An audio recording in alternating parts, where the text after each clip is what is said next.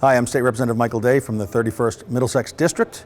We're here tonight at Cape Cod Community College having a community discussion on the intersection between suicide, mental health, and gun safety. Good evening, everyone, and welcome here tonight. Appreciate everyone's interest and attendance here tonight. My name is Michael Day. I am the State Representative for the 31st Middlesex District, which is way up north in the hinterlands, Stone and Winchester. Tonight, I'm going to provide you a little background about why we're here. This is the first stop on a statewide listening tour from the legislature, from the Mass legislature, focusing on gun safety, gun regulations, firearm licensing, the whole scheme of our firearms laws here in Massachusetts. I'm thrilled to be joined here from our colleagues here from the Cape and Islands, as well as Plymouth County. I'll introduce them in a moment. And I'm really happy to be here with our panelists, who I'll also introduce in a moment as we get going here. We're in Massachusetts, obviously. We're very lucky to be living in the best state in the country and the safest state when it comes to firearms-related incidents in the continental United States.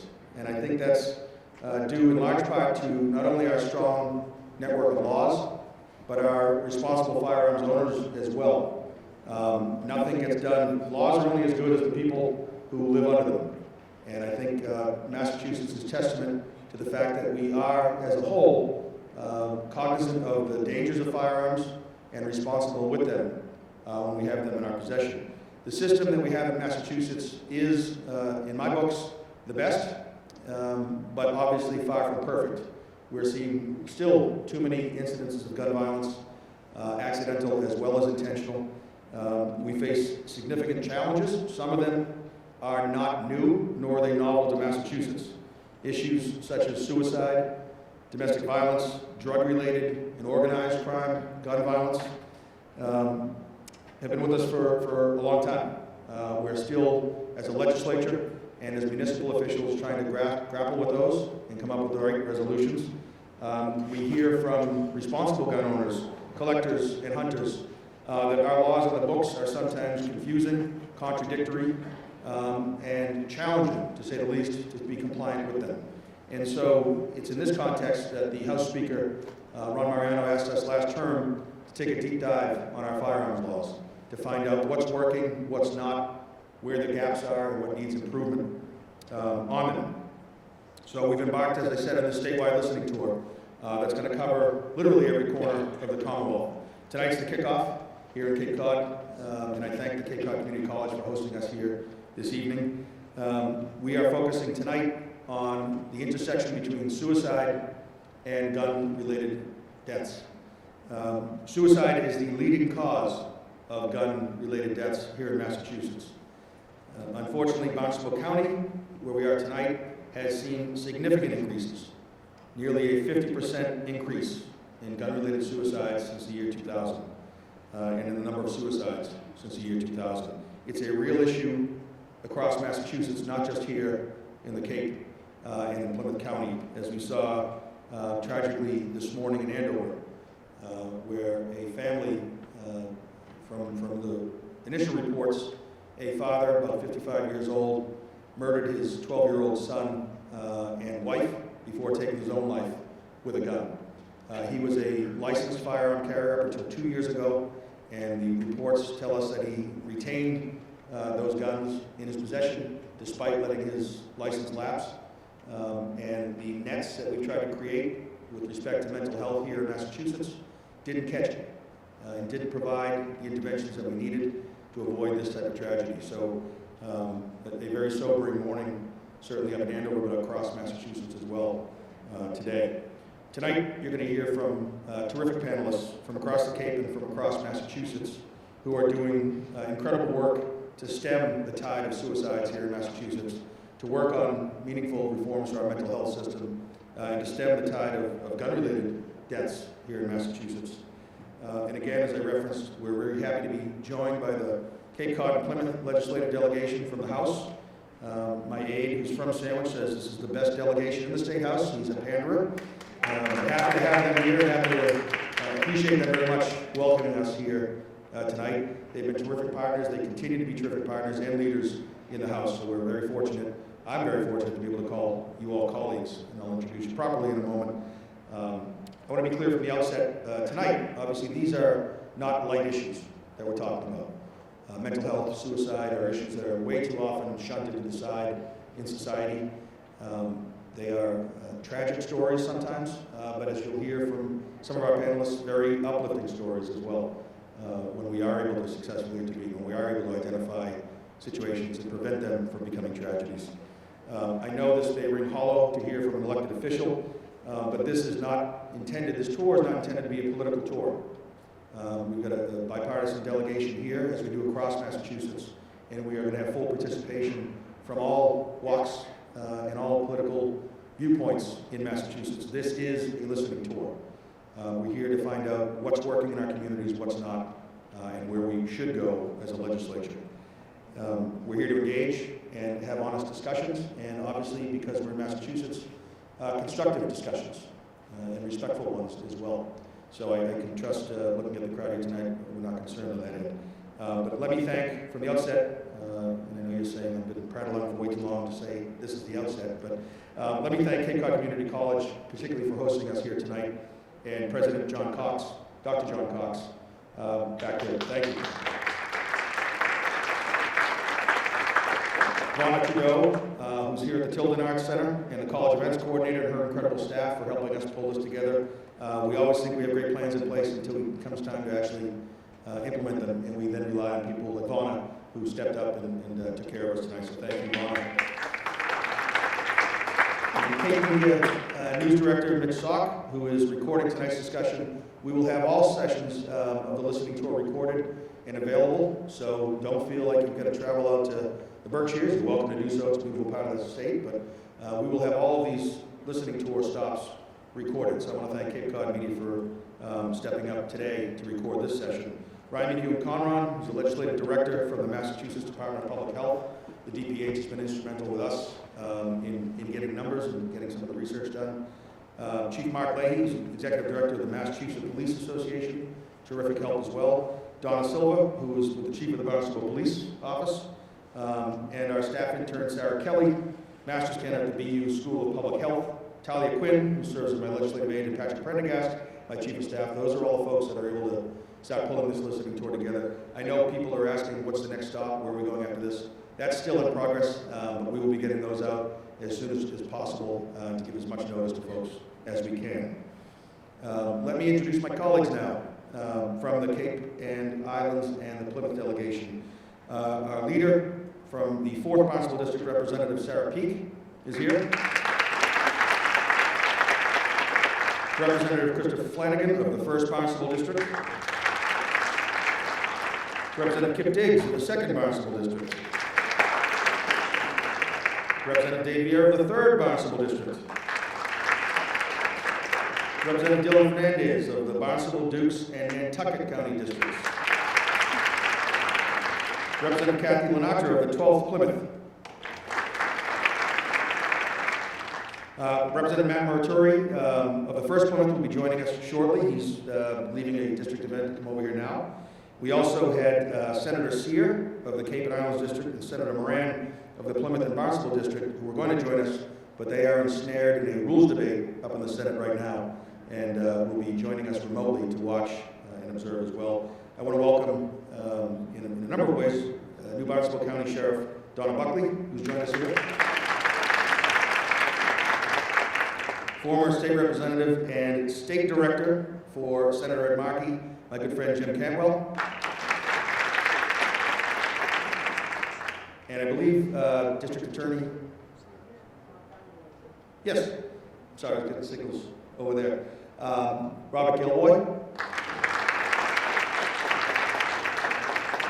And the state rep who helped us immensely getting panelists and providing insight tonight based on his own personal experience, Steve Zaros. My colleagues trusted me to remember Steve was here, so I was getting the X sign from them up there. Let me turn now to the panel and thank them ahead of time. I'm going to put my glasses on to read a little bit of background on them. And I'll explain why we've got this order in place. Ellen Dalton is Executive Director of the NAM Project and the CEO and founder of the NAM Project, a nonprofit organization that works to promote mental health awareness in suicide prevention projects for young people. She began the project in honor of her daughter, Nan, who lost her life to suicide. Ellen has since traveled to schools across Massachusetts, teaching suicide protocol, and has over 30 years of experience working in the human services and mental health fields. I can tell you firsthand, we've had tragedies in my district, as unfortunately we all have, that we lost high school students, seemingly nonstop. It wasn't, but it takes your breath away when it occurs. And the NAN Project came into our schools and has remained in our schools, teaching our kids how to identify troubled behaviors and patterns and intervene in a productive way with those students. So if they're not in your schools, make sure they get into your schools, because the turnaround in the mental health honesty that we have in our schools as a result of the NAN Project's work is second to none. So thank you, Ellen, for coming in tonight. From the Samaritans, as everyone here in the Cape knows, the Samaritans does incredible work. We've got Karen Hillary Jones, who's the Assistant Director of the Samaritans of the Cape Cod and Islands. Karen began employment of the Samaritans of the Cape Cod in 2016 and has an extensive background in training for both profit and non-profit organizations. She oversees the Safe Place program for suicide loss survivors, as well as the Senior Outreach program, which provides caring contact between volunteers and elders participants. Karen, thank you for joining us here today as well. Chief Matthew Sonneman from the Barnstable Police has joined us. Chief's got over 25 years of service on the Barnstable Police Force and law enforcement as well. He's experienced running the department's Executive Services Division, overseeing personnel selection, internal affairs, training, information systems, and firearms licensing. Anything obviously that comes through, the Chief has some input on and experience with. Prior to his time on the force, Chief Sonneman served in the U.S. Army Military Police and on the Falmouth Police Department, and couldn't be more thankful to have the Chief here for his practical experience as well. And finally, Kelly Cunningham from the Department of Mental Health has joined us. She's the Director of Suicide Prevention Programming at the Massachusetts Department of Public Health. She's worked in the suicide prevention field for 15 years before recently becoming the Director of the Division for Violence and Injury Prevention at the DPH. She oversees the Suicide Prevention Program, Child Youth Violence Prevention Unit, Injury Prevention and Control Program, and equitable approaches to public safety. She also focuses on reducing suicides among service members and veterans, and is one of the state lead for Massachusetts' 988 implementation, which is a suicide loss survivor and a caregiver of a loved one who lived experiences. So Kelly, thank you for joining us here tonight as well. So we've ordered our panelists in this way just to give you a little insight. We wanted to start with Ellen to talk about identification and prevention ahead of time, identifying behavioral health concerns and how to intervene and prevent. If and when that doesn't happen, we turn to the Samaritans, who are on the front lines with our 988 service that I just referenced. The new statewide phone number to call when you've got a mental health crisis, when your loved ones have a mental health crisis, or dealing with suicidal ideations. If that fails, we turn to 911 and our first responders, and the Chief, who's got all too much personal experience as well as professional experience dealing with that intervention as well. So you're kind of going down the spectrum of hopeful interventions to prevent these tragedies that occur. And then we're going to ask Kelly to almost put a cap on it with a statewide perspective of what we're looking at, because obviously Barnstable County is a microcosm of what we're dealing with in the state.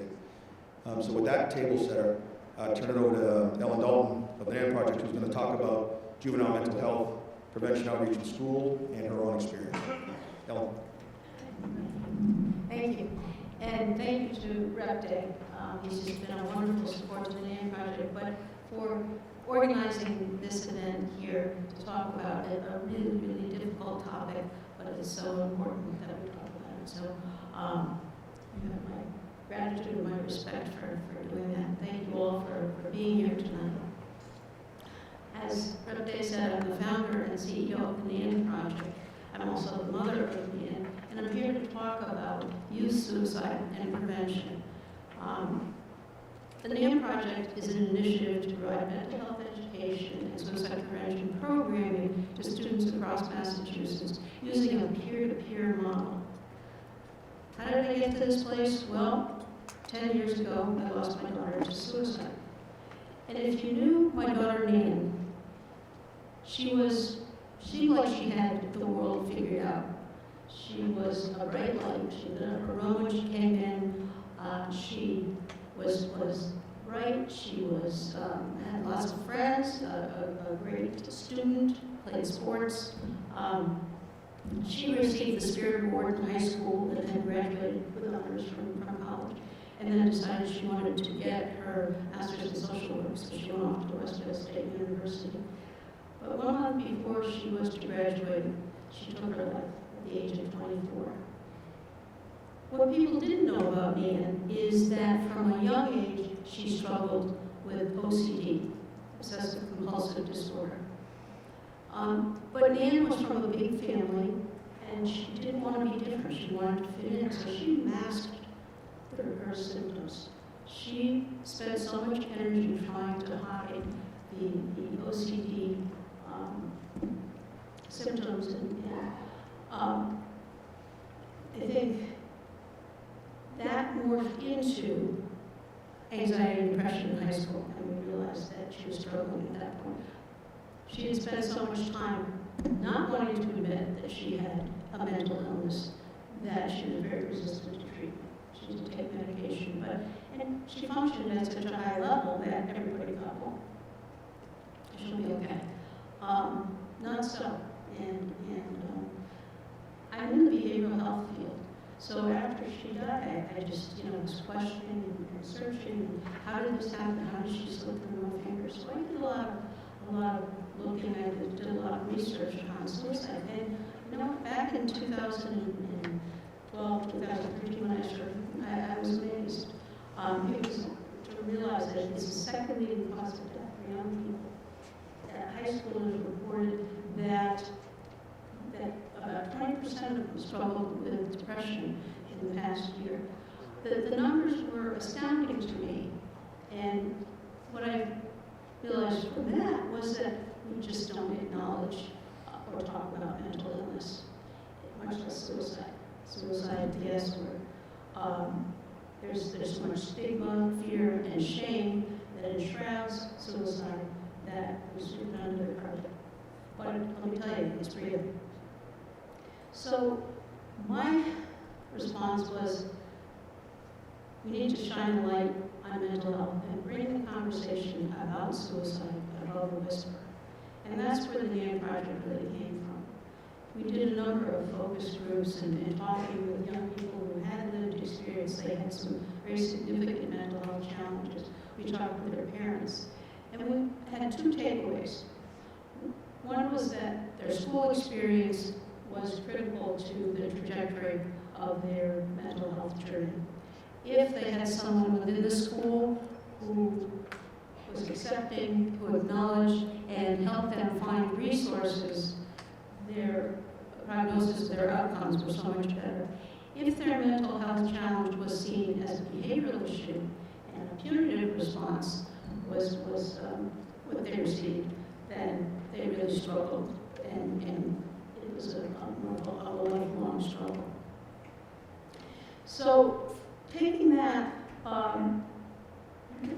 we developed a model, a prevention model, using the schools as a platform and using young adults with lived experience to create a peer-to-peer model.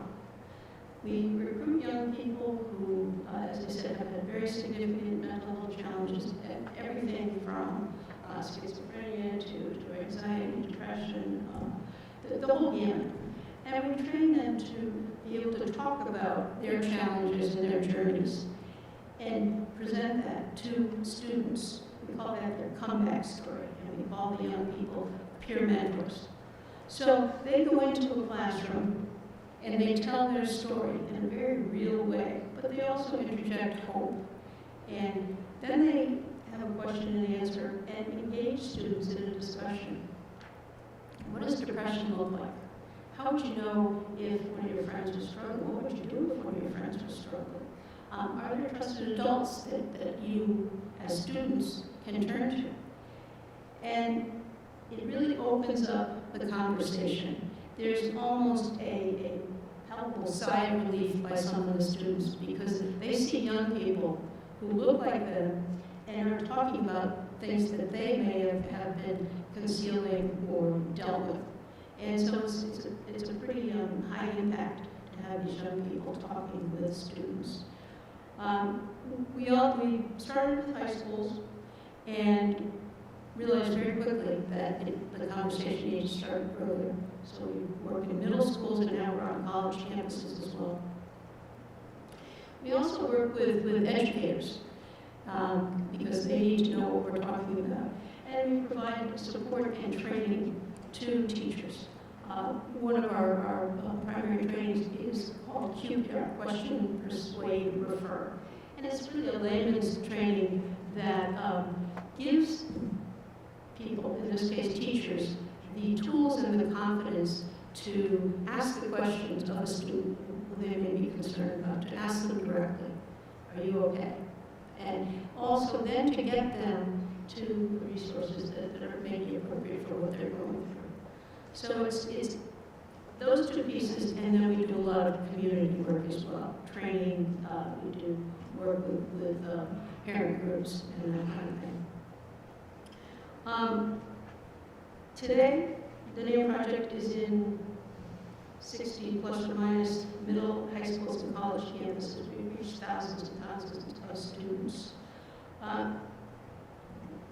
We find that today also there is more talk going on. It's not quite as hidden as it once was, or it was back when we started, which is a really great thing. But we also find that students are struggling more and more, and there are less resources. We saw something recently about a young person who may have an acute crisis and needs some outside intervention. They generally have to wait up to 2 months to be seen, which if you're in crisis, that just doesn't work. So the skyrocketing numbers are really, really distressing. I told you in 2016, 20% of high schoolers reported struggling with depression. Now we're talking about closer to 45% of high schoolers struggling with depression in the past year. That's more than double, and not in a long period of time. About 20% of high schoolers have seriously considered suicide. That's 1 in 5, and that's up from about 12% 6 or 7 years ago.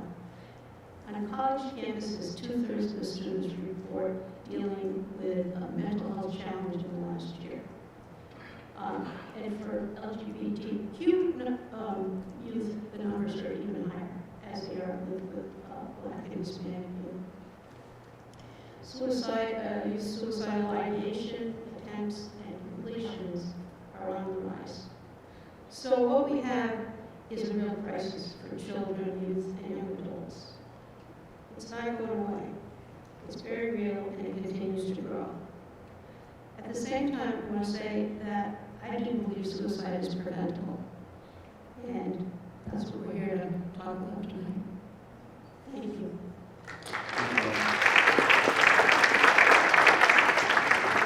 Shall I get down to Karen? Karen Ellery Jones from the Samaritan of Cape Cod. Hi, thank you for including the Samaritans in this panel discussion this evening. We are on our 46th year of providing people across the Cape, the Commonwealth, and indeed across the United States with a free, non-judgmental, empathetic, and safe place for them to share their pain, knowing that the staff and volunteers who answer these calls are there for them when oftentimes no one is. They just want to be heard. I always tell our new crisis line staff that this position offers them an unparalleled view of the many roadblocks in our delivery of mental health care services that each and every caller faces. The lack of therapists, the lack of inpatient and outpatient services, inequities in healthcare insurances, and of course the stigma. But luckily, we live in a state that believes we can do better, that we are obligated as a community to improve the system and eliminate as many gaps in the services as we can. And these views are held from the reps here sitting before us all the way up to the Beacon Hill. And everyone in between. We are so fortunate to have such strong advocates in Massachusetts. It saves lives and it makes our job as crisis line providers much easier. When I started 6.5, almost 7 years ago, we were a small crisis line tucked away in the parsonage in Falmouth, doing great work. But we were hindered by what we could do to really help our callers when they needed more layered supports. A few years ago, we partnered with the National Suicide Prevention Lifeline in preparation for 988, which rolled out in July.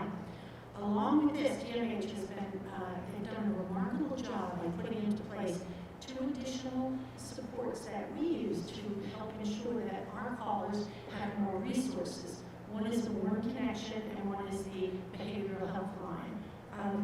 With the Warm Connection, we are able to do 3-way transfer with the emergency service provider who can help that individual access care in their community. The Behavioral Health Line is a new 24/7 telephone and chat service that connects callers with therapists and other services and also offers crisis intervention. They will stay on the line with the caller until that connection is made and will follow up with that caller. This is what we need. This helps people by filling in the crevices that we know are so hard to climb out of. This past January, we received 5,762 calls, 756 directly from 988. Each caller who calls into our crisis line is made to feel welcome. They know that we are here to listen without judgment. Many times our callers, they don't have anyone to talk to except us.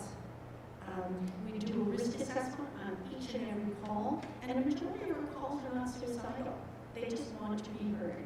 And you had mentioned about the peer support, where you can hear through their voices a decrease in the pain that they're suffering just because they have someone to listen to them. A lot of our callers are lonely, they're isolated, they may be depressed, they may be suffering from anxiety, bipolar disorder, financial insecurities, all risk factors for suicide. So we listen, and we listen intently. When callers indicate that they are experiencing suicidal thoughts, we need to continue that risk assessment to determine the level of risk, and that determines the trajectory of the call. We know that if they have a plan, and they have the means, and they have access to the means, our goal is to create a distance between them and their chosen means. We know from research that if you remove the chosen means, rarely do they substitute another choice. When it comes to firearms, the lethality rate is about 83%, the highest rate of all available means. And what is equally concerning is that if one happens to survive a suicide attempt with a firearm, there are often catastrophic injuries.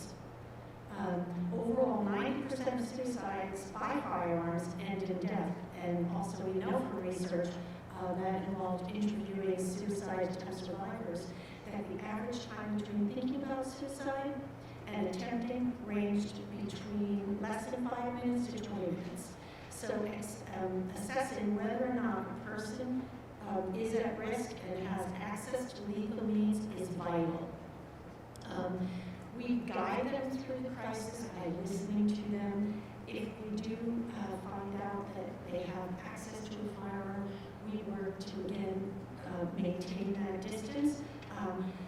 We talk about coping strategies. We talk about protective factors. We know that when people are in a suicidal crisis, they tend to have cognitive constriction, and we're there to sort of open that lens a bit and shine some light. We work tirelessly to avoid having to do inactive rescue, only because we know how traumatic it is. Our callers would tell us, please don't call the police. Sorry. Only because many of them have been down that route. So we really, really try to do that. We know that sensible gun safety laws, safe storage of firearms, and recognizing that limiting access to them when a person is at risk prevents deaths. And that is something that we all should be striving for. Thank you.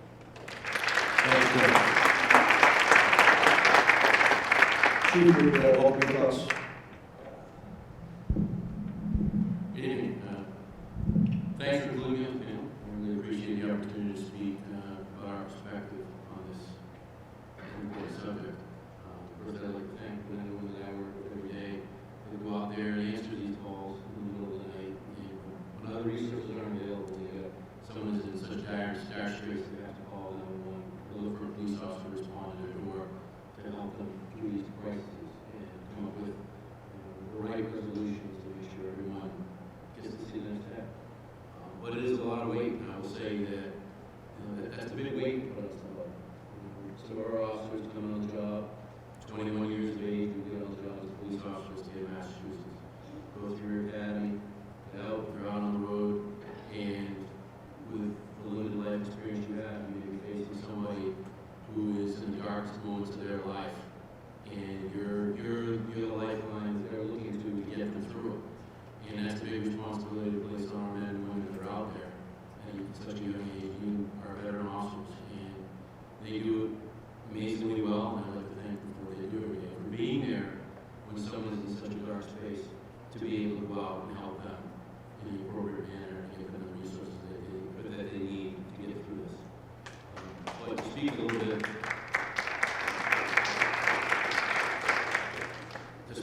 about how did we approach it and what training officers get. It really starts, there's a couple of facets to it. First, you have the officers that go out there and actually respond to the scene and deal with the personal crisis. And then on the other side, you also have a call taker at the police station, 911 dispatcher. For us, we're the public safety answering point for the town of Barnstable, so we receive all 911 calls. So we have trained dispatchers that are in there.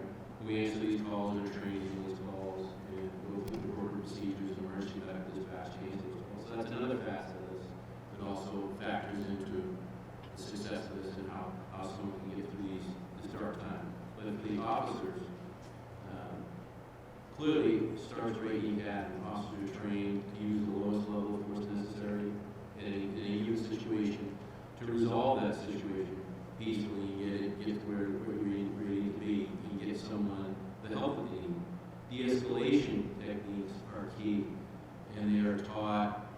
Someone would think that de-escalation is something that's just taught through our defensive tactics training. Certainly is a big part of it, but it also comes into just about everything you do as a police officer, how you talk to people, how you present yourself to people, the manner in which you carry yourself. De-escalation is creating a little bit of space, talking calmly to people, not speaking down to people, calling for other resources, using other means of dealing with situations other than just arresting people or having to wrestle around with somebody. Using those skills that you learn as just a human being, how to talk to someone and treat them with dignity often a lot of times helps in these situations. And they're part of that de-escalation. That is de-escalation tools that we provide officers with to teach them at the beginning of the academy. Right now, recruits that are in police academies are receiving training entitled Integrated Response to Person in Crisis. The lesson plan was developed in conjunction with NAMI and the Department of Mental Health. Instruction covers response to a wide variety of disorders and mental health concerns, including persons contemplating suicide. And when I first got on this job, I didn't really think that a large part of it would be that I'm responding to people in crisis and need mental health help. But in this day and age, it's a huge part of what we're dealing with. The stress that people are under, COVID really exacerbated it and brought a lot of this out. And you're having our young men and women go out there and respond to these situations. So it's key to giving them proper training. The other thing we provide officers with is training in mental health first aid, and crisis intervention. Right now, in our department, we have 29 officers that are trained in community crisis intervention training. We have 101 officers out of the officers and dispatchers that are trained in mental health first aid. And again, talking talking about the dispatch component here. When someone calls that 911, having someone else on the other end of that phone is the first link in that chain to get to a successful resolution. How that person is trained there to answer that call and deal with the person on the other end as they're getting appropriate resources out to that person to deal with them actually on scene. And having those dispatchers trained in mental health first aid techniques, not just in the emergency medical dispatch, we have these other techniques where they can recognize things and be able to take appropriate steps and inform people what to do. We have a co-responder program, like many other departments in Massachusetts right now. What's a co-responder program? A co-responder program is where an actual licensed mental health professional, a clinician, rides around with one of our officers and goes to calls in the field. That is key.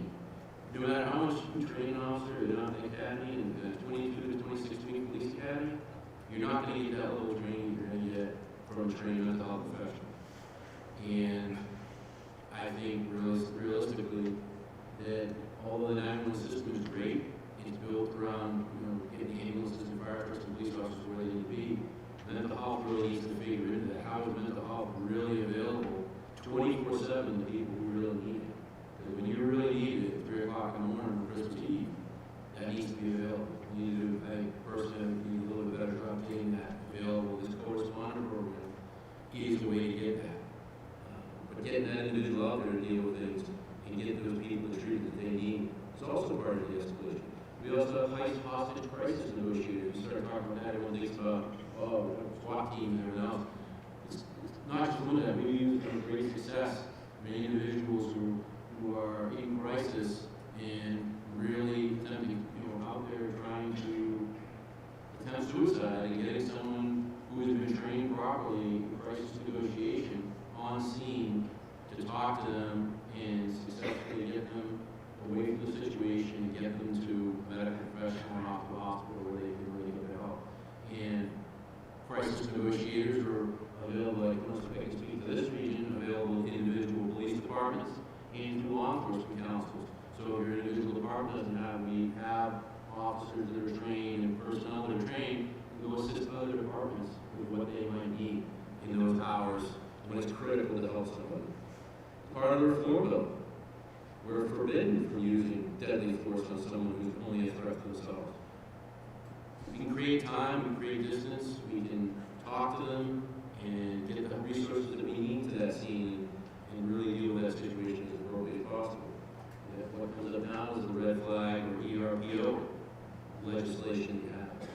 That is another tool that we have that can help resolve some of these situations. If people are noticing a loved one or a friend or a neighbor or somebody who is not behaving properly or behaving right, they can go to their courts and they can apply a petition to get these ERP orders and they can have a firearm surrendered. They can also go to the police department, much like a restraining or harass prevention. You go to your police department, if the court isn't open, then you can apply a petition there. We can call a judge, we can call the appropriate personnel, and we can get that order issued if we need to. We can start taking steps to remove that firearm from somebody who might be thinking of harming themselves or others. So I would encourage somebody, if you know someone who is in need, please don't hesitate to take steps to make that call. Right now, since 2018, I can only speak to the first Barnstable District Court, there haven't been any ERPOs issued right now, but that is available to out there. Licensing authorities, the other side of this, not only for responding to the scene, as the police department, we also have the burden of issuing firearms licenses. And in the state of Massachusetts, Representative Day spoke to, the state does a really good job, I think, overall, with the issuance of firearms licenses and how we screen people and how we look at background checks and talk to DMAs when we do training to make sure people have been through safety classes and there are laws that you have to secure their firearms and everything else. And we're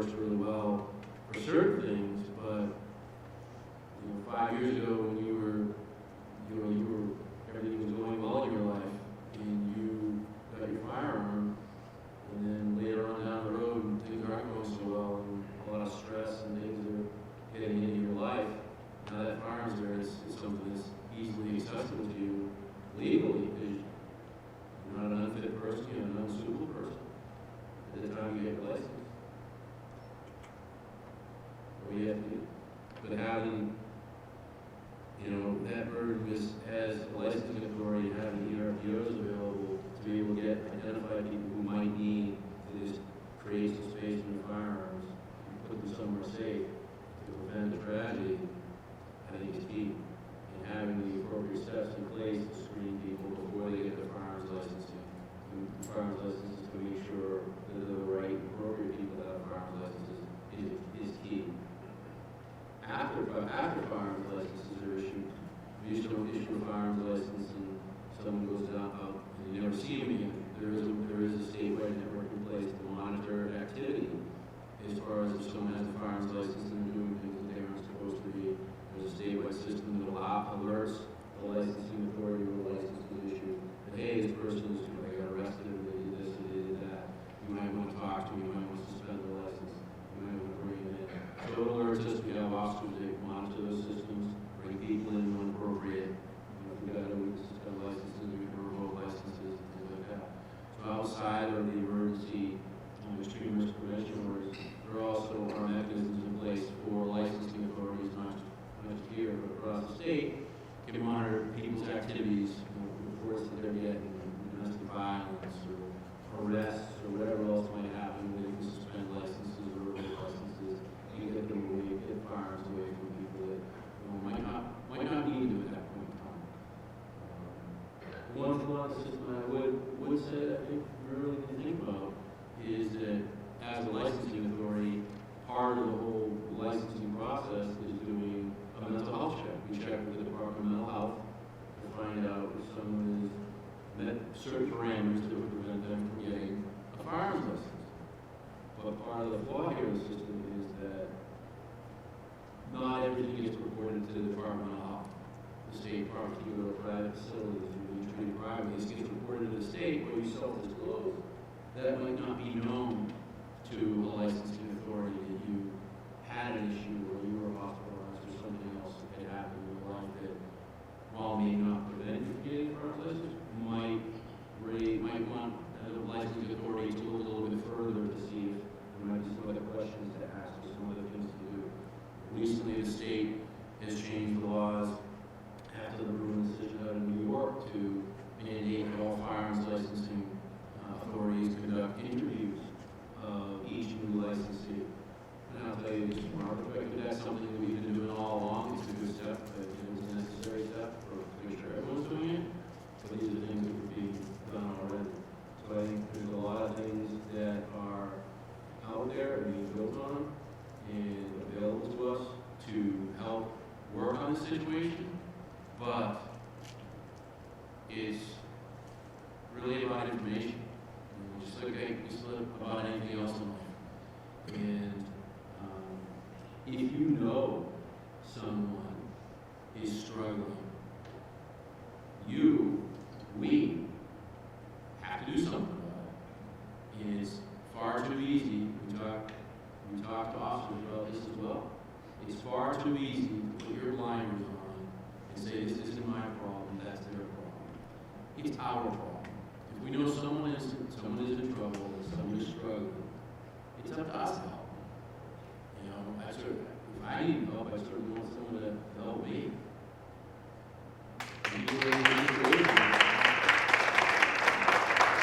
We're not making here. And that's what we're supposed to be here. We're supposed to be human beings to help each other out. And that's what all this is about. It's not about taking away somebody's guns or whatever. It's about helping people make sure they learn themselves. And I'll just close on the last one. This isn't something that just affects everybody. It impacts the police and public safety profession immensely. And we all have to do a better job of keeping an eye on each other and supporting each other and getting ourselves through these circumstances. It's not shameful to know you need help or to ask for help. So if you need help, please ask. We're not here to punish you. We're here to help you. So please ask.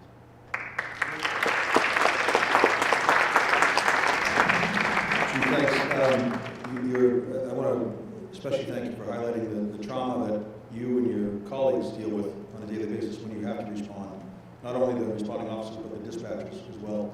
We hear often about what they're dealing with, and it's often the unspoken tragedy that follows a tragedy or a tragedy prevented even. I remember in 2017, I was sitting on the Substance Use and Recovery Committee in the House, and we had a hearing on mental health training for law enforcement. And we walked out for the hearing, and on one side were men in blue, and on the other side were families with portraits up, and we kind of girded ourselves saying, this is going to be a combustible hearing.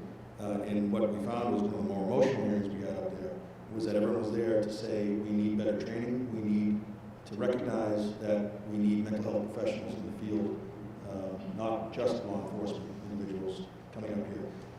You referenced some of the reforms in 2020. That came from what we heard from law enforcement, that the suicide by cop was far too prevalent, and the de-escalation trainings and mandates came from our law enforcement professionals. So thank you again for all you're doing, but also what you're doing to continue to improve our response system. Thank you for organizing this and getting everybody together to talk about such important stuff. Of course. And let me turn to Kelly Cunningham as well from the DPH to give us an overview on statewide trends. We've been zeroing in a little bit on Barnstable here today, but Kelly, turn it over to you. Thank you. Thank you, Representative Dade. Thank you for inviting me here today. I have to say, being in this field of suicide prevention for 15 years, when I started out, everybody's very reactive. You know, a young person died in the community by suicide, and people were rushing, what do we do, what do we do? We need to be more proactive. And that's what we're hoping things like this will do, is people hear the message. I so appreciate the chief ending with, reach out and ask for help. I had written down on my paper, ask the question. It's important for us to, if we see somebody struggling, to ask that person, are you feeling suicidal? That's not going to put the thought into someone's head. Instead, we're giving them that hope, we're giving them that sense of maybe belief that somebody is hearing them, somebody hears the pain that they are in. And by us just asking that simple question of showing compassion can really make a difference in someone's life. My background is not in mental health. I do not have a degree in social work. I do not even have a degree in public health. My background is in training and development. My job actually was out there doing trainings in classrooms, teaching kids, talking to kids about this, talking to teachers. I bring that aspect into public health because it's incredibly important for us to know that you don't need to have all those fancy degrees to help somebody who's suicidal. We are incredibly fortunate here in Massachusetts, where we have one of the lowest suicide rates in the country. We typically run about 47th or 48th in the country. Our suicide rate in 2020 was about 8.9. That's a big, huge difference from the national average, which was at about 14.7. So you can see we are doing things right. We really are. One of the big things that I'll say that we're doing right is that your state legislators here know that suicide prevention is important and put funding to that. We have a program, which I was fortunate to be the director of for 5 years, for suicide prevention with a staff of an additional 6 people. This allows us to be able to respond to requests on data. It allows us to look at where those gaps are, how can we provide that funding out into the communities to be able to help reduce these numbers of suicide. And it makes a difference.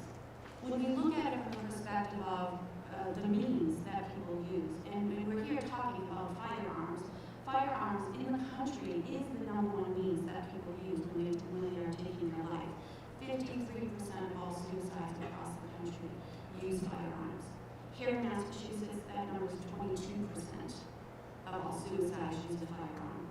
Yet, Representative Dade opened up and did tell you that 51% of all firearm deaths in Massachusetts are suicide related, right? So because it is an easy method that people see, only there are things that we can do to help reduce that need. You've heard from people here that if we can bring that needs away from that individual at that most critical time, we can make that difference. We're fortunate here that we do have tougher gun laws in Massachusetts, and that does make a difference. I have to tell you, whenever I've been on panels or whatever, conferences across the country, and and they always ask us, what are you doing right in Massachusetts that, one, you have funding, that you have a suicide prevention program for your state, and your suicide rates are low. Well, you can see those three things right there can make a huge difference in what we do, in being able to reduce suicides.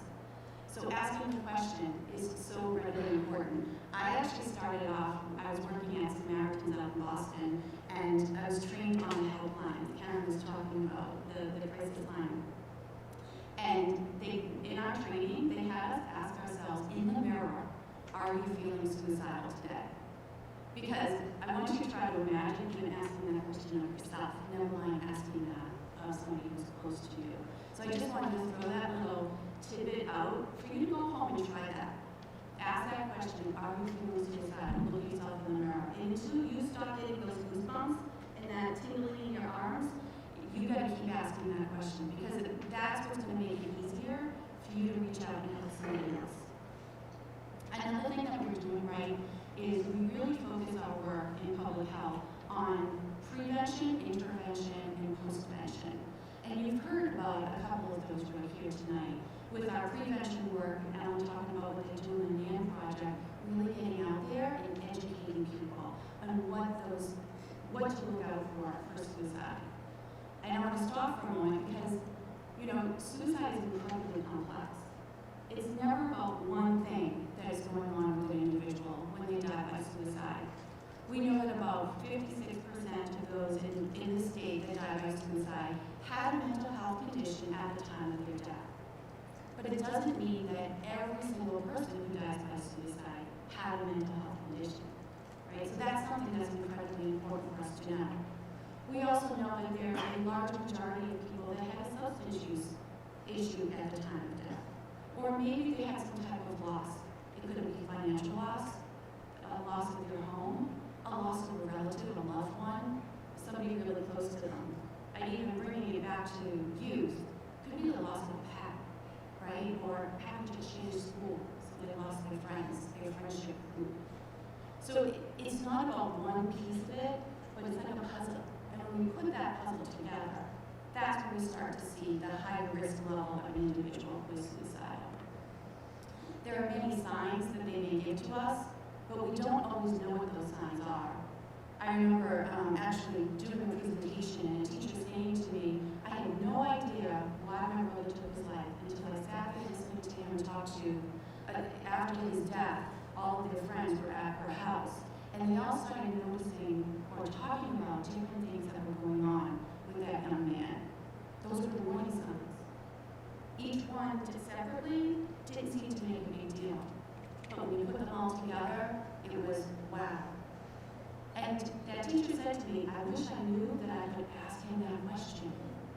Are you feeling suicidal? Because maybe he would have said yes to me and could have gotten help. We're always afraid by asking that question, people are going to shy away from us. But I can tell you I've asked that question a number of times. And every single time somebody calls 988, they are asked that question. Because we want them to know that it's safe to do so. One of the other things about firearms is we always hear this terminology of means restriction. And we say restriction with firearms and people become very defensive, right? Those that are firearm owners, they have a right to carry that arm. They have a right to have a license for that arm. This is more about safety. So I want you to kind of change that perspective in your mind, and instead of thinking of means restriction, think about means safety. How can we better make people safe? We have, in 2014, the Act to Reduce Gun Violence. There were 7 components in there specific to suicide prevention. One of them was that for firearm instructors for hunter licenses, they are required to have suicide prevention training. It's only for hunters. Why isn't it for every license? So for myself as a public health person, I recently, as part of, you heard that I do work with veterans and trying to reduce suicide among service members, veterans, and families. Massachusetts is part of the Governor's Challenge. So there's the federal activity that's going on here in Massachusetts. And we work with a number of individuals, organizations that are trying to reduce suicide among this group. firearms, although low for other folks here in Massachusetts, it is a higher needs for those who have served our country, right? They have more access to that. So how can we reduce it? One of the things you learned is that not all firearm instructors are taught about suicide prevention, or they don't bring it into their classroom. So we're in the process of developing a curriculum that can be used in the classroom. And we're working closely with the state police, who do a lot of the basic firearm safety instructor trainings, to be able to make sure that this curriculum fits into what they teach. If you are sitting in a classroom and you're taught, hey, this is what to look out for, you might be able to bring that home with you. And maybe when you are feeling that things are going out of control for you, be able to put this in a safe place and be safe for yourself. So we want to make sure that we can spread that message across. And like I said, it's another way for us to be able to make means safety, make it safe for people, rather from restricting them from an individual. I do also want to mention a couple other things that we are doing right here in Massachusetts. We have a very strong mass coalition for suicide prevention. There are 10 regional coalitions. We've got some coalition members here in the audience raising their hands. Down here in the Cape and the Islands, we have a very strong regional coalition for suicide prevention. And I encourage you to become part of that if you want to learn more about what you can do within your community to help prevent suicides from happening. We have 5 crisis centers here in Massachusetts that all answer the 988 phone number. You heard from Karen with Samaritans of Cape Cod and the Islands, and there are 4 others across the state.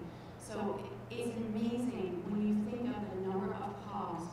When we look at all 5 centers, whether it's your local number or 988, they're answering over 100,000 phone calls a year from individuals.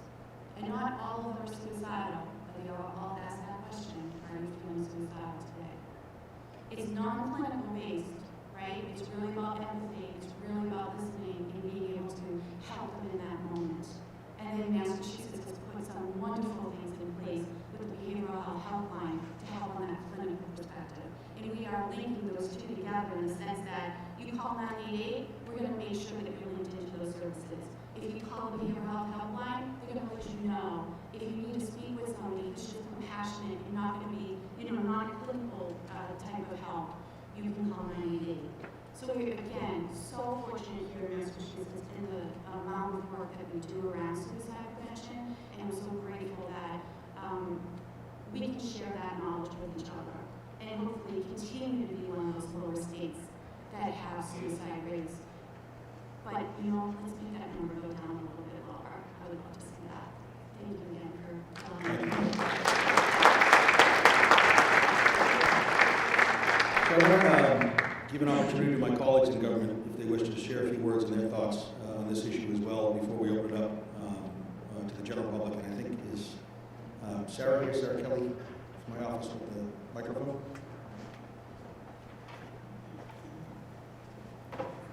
Not to put anyone on the spot, but if you wish to share any thoughts, you're more than welcome to do so. Let's see this here.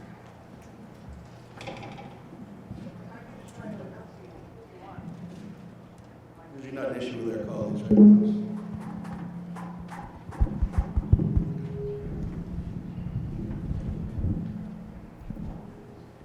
I just want to start out by thanking Chairman Day and these 4 panelists. I learned so much from each and every one of you tonight. Thank you for taking time out of your day, out of your evening, to be here with us and before us. And I want to thank everybody who is also taking time to be here. And I'm not going to take a lot of your time because I know we want to pass the microphone around and hear what you have to say out there. But what this says to me is you have an interest in this subject, the intersection of suicide and gun regulation, gun violence, and where that leads us. And I would say to you that you're here in person tonight, and this is why it's so important that Chairman Mike Day is doing this statewide listening tour, and he started it right here on the Cape. But this doesn't have to be the end of your participation. The Senate right now is debating, and I think will adopt what the House debated and adopted last week in our proposed joint rules, and that is that all of our legislative hearings, every committee hearing, will be in hybrid format. You can come to Boston and testify in person if you like, if you want to make a day of it, if you want to knock on the door and visit me, your rep, or visit any of us who are here. But if it's daunting to think about going across the bridge, especially yesterday when they had one lane in each direction closed, or the parking fee, or how long you might have to stand in the back of the room, from the comfort of your home, you can participate in the Judiciary Committee hearings, the Committee on Mental Health and Substance Use Disorder, any committee that you have an interest in. It will be on the website, how you log in and how you can submit testimony. Some will be written only and some will take live testimony from people, over the internet or whatever. I will say also, if you're unable to attend that hearing in a virtual way at the time that it is given, all of those hearings will be archived for the next 2 years, for the remainder of the session. So at your leisure, you can go and stream that hearing, and quite honestly, if there's 30 bills that are heard and you're really just interested in one, you can fast forward to get to where you're interested in, which might be an advantage to watching the archive, as a matter of fact. As a matter of practice, most committees hold open the period for public comment beyond the date of the hearing, so even if you don't get around to it for a week or so, don't be afraid to submit a letter, and those letters are read by us. So I would say send your letter to the chairs of the committee, and then CC your own representative. I may not sit on the Judiciary Committee, but if you're sending Chairman Day a letter, I would like to get a copy of it so that I know what's on your mind. So when I bump into him in the hallway, he and I can have a conversation around it. So thank you for your interest, for being participants in our democracy, and thanks for being here tonight. I really appreciate it. Thank you.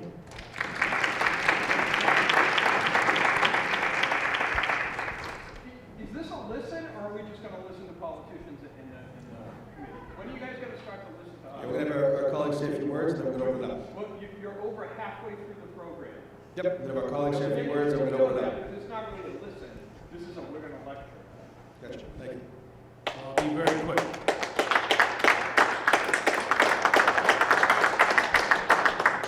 I'll be very quick. My name is Rep. Kip Diggs from the 2nd Barnstable, so it's honored to be here with everyone. Thank you very much for you speaking. This is very touchy. This is very important. Mental health is a big issue. It's an illness on steroids. And you know something? Everybody's life is important. One person killing themselves is important. I don't want one phone call. See, I've lost a son in a car accident. Matter of fact, I lost a son and a brother by a car accident by drunk drivers. So I know what it feels to have lost. So let's all work together. Let's not be mad with each other. Let's communicate so that we can make us better. That's all I have to say. Thank you very much.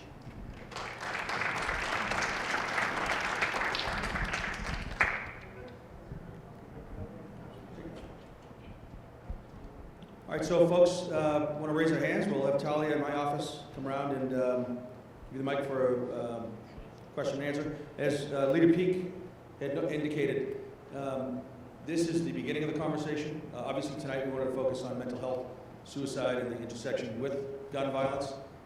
You can certainly email me. We'll have open hearings coming up as well. But to the extent that you don't reach your own representative, feel free to email me as the point person on this, and I'll disseminate it to our colleagues. And that's pretty hopefully simple. michael.day@mahouse.gov, or go to malegislature.gov to communicate your thoughts as well on a broader array of gun issues. We've got Talia and Sarah with the microphones. Hi, my name is Renee Gagne. I would like to introduce myself. I'm one of the DC Project delegates in Massachusetts. We're a national organization of women that safeguard our civil rights, particularly the Second Amendment. Ms. Cunningham, I really liked what you had to say. As a pistol instructor, Carrie Ann and I do classes together. We're the leading females in the Mansfield area. We teach many safety classes every year. And we just started incorporating suicide prevention in all of our classes. I would love to reach out to you and see in particular what you would like us to add, and we will absolutely add that. Also, I have some statistics from the DPH, and the leading method of suicide in 2020 was hanging, and it was doubled, as you know. So it's not necessarily the method, it's definitely the root cause is mental illness. So I would love to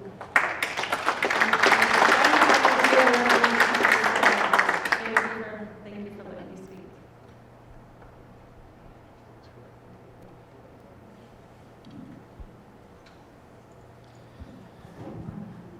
Oh, you are? Okay, thank you.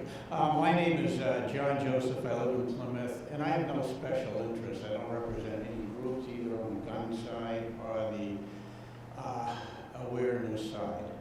But I do have a few observations. When you first opened up this meeting, you said you were directed to take a deep dive.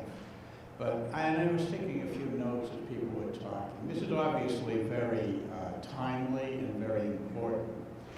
But I think you've missed a few panelists, because what you don't have on the panel are people like the Adjutant General's office. And I speak about that because it's a toxic relationship between the Adjutant General's office, the Attorney General's office rather, I was in the military, and the gun retailers, the licensed FFLs, where we all go to buy our firearms and our ammunition.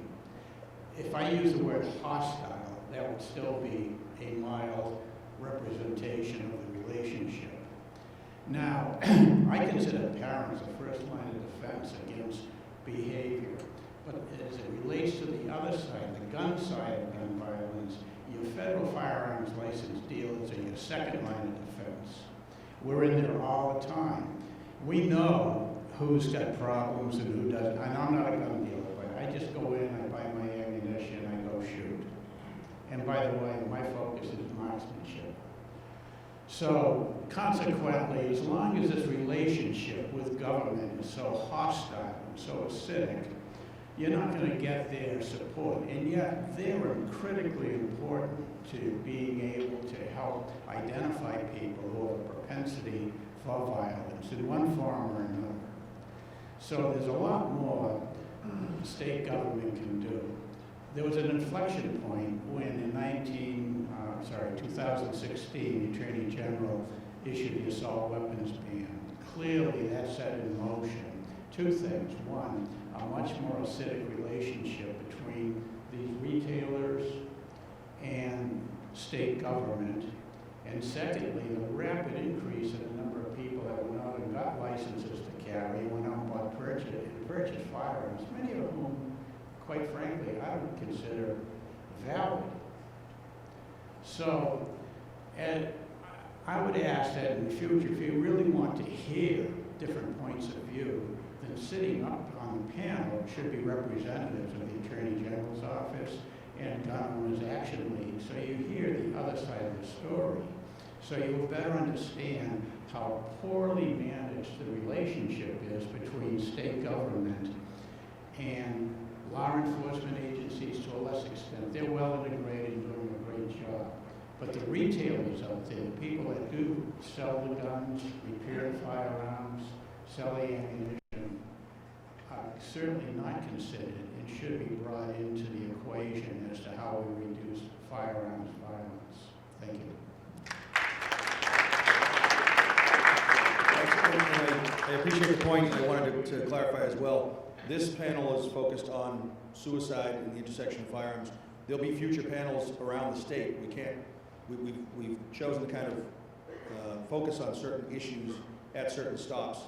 We're recording this and making it available for all, but there'll be certainly a panel coming up on that issue. At that point, you focus just on one half of the equation. If you're going to focus on gun violence or gun awareness, then somebody has to speak from that side of the industry. Otherwise, I mean, we can't disagree with what's been said up there. Yeah. No, point taken, and that's why we're going to be having panels in the future with that perspective, for sure. This panel was designed to discuss what the issue is with suicide, how we're addressing it in the state, and where there may be gaps in that net. But those issues certainly will be discussed moving forward.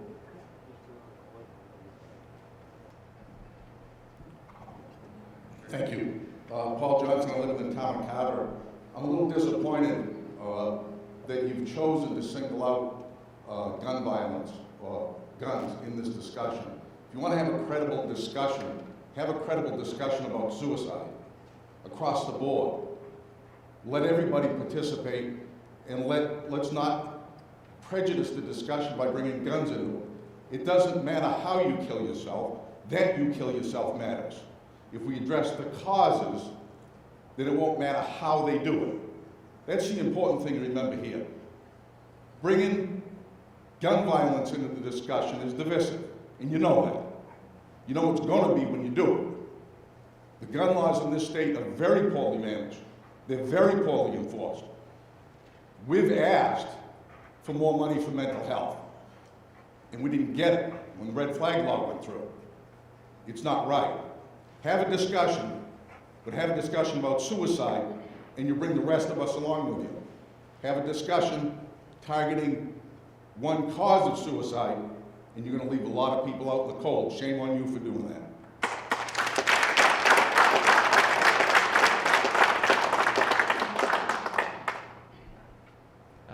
Thank you all for taking the time to organize this listening tour and having open minds to hear from your constituents on this matter.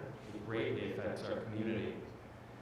I would also like to thank everyone who supported and voted for the recent mental health omnibus bill that passed last year.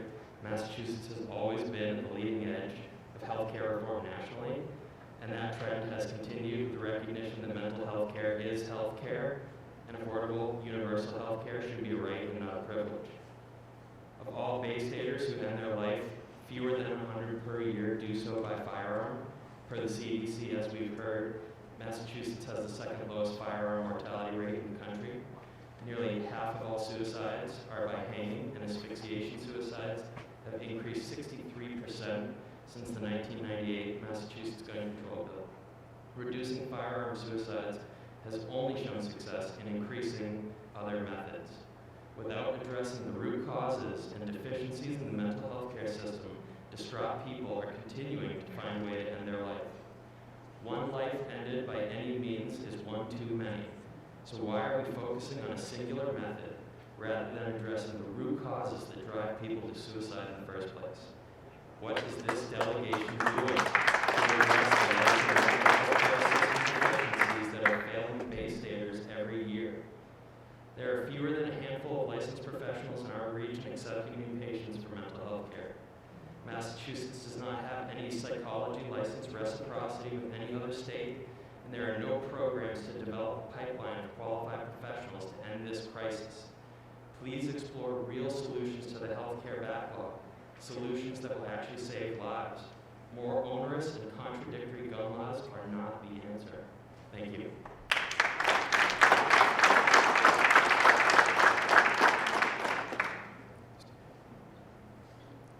Hi, I'm Mike Marquis, Yarmouthport. There's a theme that's evolving here with hanging, and candidly, my sister's son killed himself. He was an off-service Marine, and he failed the first time with drugs, but he succeeded with hanging. And that was after his mother and his sister pulled all the weapons out of the house. So, I have an opinion here. I'm not an NRA guy, I'm not a big gun guy, but I am a numbers guy, and I heard you say 22% of mass suicides are by firearms. What are the top 3 causes? Do we know? So hanging, suffocation by hanging is number 1. Firearms and poisoning are very close, about the same amount. So I guess this does feel divisive to me, to your point, right? So Representative May, are you going to be having a rope and suicide hearing? Because believe me, there's no joking in that, but that's kind of the number 1 cause. Why aren't we focused on that? 68% of the communities in Massachusetts do not have public health services according to federal standards. I'm just going to quote the American Foundation for Suicide Prevention. So for you to tie this to guns, you politicians, for you to manipulate the good people on that stage is disgusting. Suicide is a mental health issue, and this state is addressing it. Shame on you.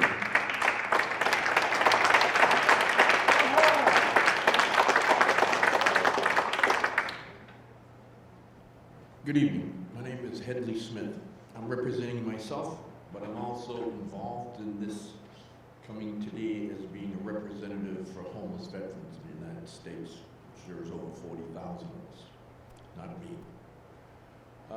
In my years of dealing with a cause and finding a cure for this, I have talked to many people in the Boston area, especially Dr. Mark Vonnegut, who's written many books on homelessness and mental health. I talked to Dr. James O'Connell, and I even had Representative Diggs come with me to a conference with Dr. Vonnegut, and we began several years ago trying to find the root of what we're talking about tonight. Guns, well, you know, I'm not even going to give my opinion on guns because I'm just going to say to you there's over 2 billion guns in the United States will never even be found. It's too late for that. What we have to realize is what these people say is the atrocious behavior of how our state has dealt with mental health in the past. It was in the 1972, that they decided to save a few $1 million. They closed down the mental health institutions. I asked Dr. O'Connell about that, and he said, well, that's when we started getting into the tens of thousands of homeless people. That lady, I'm sorry, I don't remember your name, who's running the NAM program. It was a wonderful story. My sympathy for your story, but I admire what you've done with your life after that. You're doing the right thing. Our schools from elementary school have to be taught eventually that it's okay to have bad dreams and have bad thoughts, and they can talk about it and play games about it at school. We're going to find different ways of dealing with this mental health crisis, but it's going to be arduous. It's going to be very difficult. We're starting really, really behind. When they closed down those institutions, there was 3.7 billion people on this planet. Now we're approaching 8 billion. So everybody who has a mental disability or a crisis is going to increase. By the year 2050, it's going to be the most expensive medical bill you can get is going to be all spent on mental health. Now this is from Harvard professors. Dr. O'Connell is in charge of homelessness in Boston. He is right-hand person to the new governor trying to do something about this. My point is, the police department has to repeatedly deal with the same people over and over again who are not mentally stable, that are allowed to patrol our streets. Laws have to be changed or recognized in a different way so we can start putting our resources into the younger children to realize there's nothing wrong with this. A lot of the kids, I was a coach at Barnstable High School for 21 years, and I have a little bit of understanding of dealing with children. These kids have got to realize right off the bat that it's okay not to be perfect. Teach them how the world works in a different way. After they say Mary has a little lamb, let's talk about what you dreamt about last night. And it's okay, that's a great dream. My point is getting to one point specifically. We're going to run out of money. This country is the greatest country in the world. We're dealing with something that really and truly has been bypassed for decades. Now it's haunting us. Mr. Diggs and ourselves listened to an expert on this, and he says, it's really, really kind of simple. He says, we're in big trouble, and what we have to do is start now dealing with it. 20 years from now, if we've taken 20% of these mentally people off the street, we're on our way to 50 in 10 more years. It's not going to happen like this. Dr. O'Connell, there's no easy answer to this. But if we do not start now, with 9 billion people on the horizon, we're never going to get it done. And I appreciate all you people for standing up there. And the police officer, congratulations. You have a wonderful bunch of guys on that force, and you do a great job, and it's going to get tougher. So stay strong.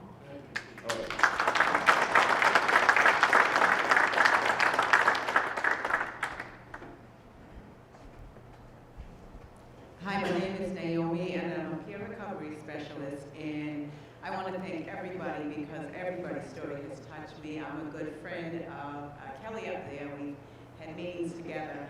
But my concern is mental health, as everybody spoke about on tonight.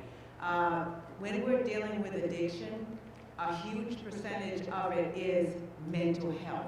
And we put them into places that will look at that addiction, to the substance disorder, and they're not looking at the mental health, and they send them back out.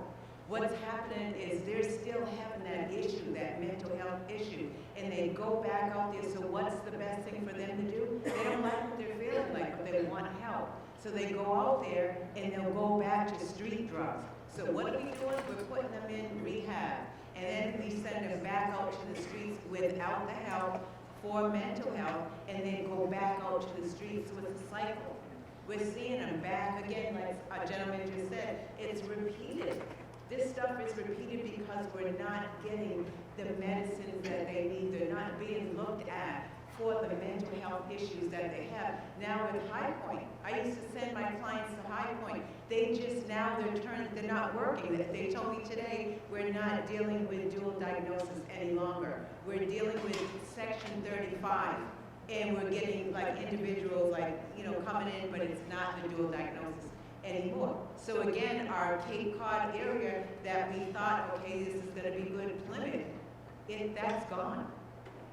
So where are we sending our people? The whole time here, my phone has been blowing up because I still gonna take calls, and I'm sending to somebody to Recovery Centers of America. They came to pick somebody up in Mashpee. This is what we're dealing with.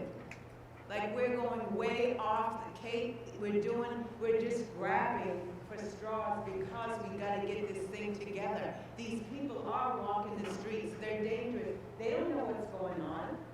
They've got a mental health issue and they're dealing with substance disorder. They're getting in cars, they're walking around. It's dangerous. We gotta get this situation straightened up. And I thank you, police officer, because I know, I work beside a lot of you guys, and I know what we go through. You do a great job, you and the police officers. So I thank you, and I thank you, Kelly, and I thank everybody. I don't know what I just thank you because it's all of us coming together to get this situation straightened out. But thank you very much.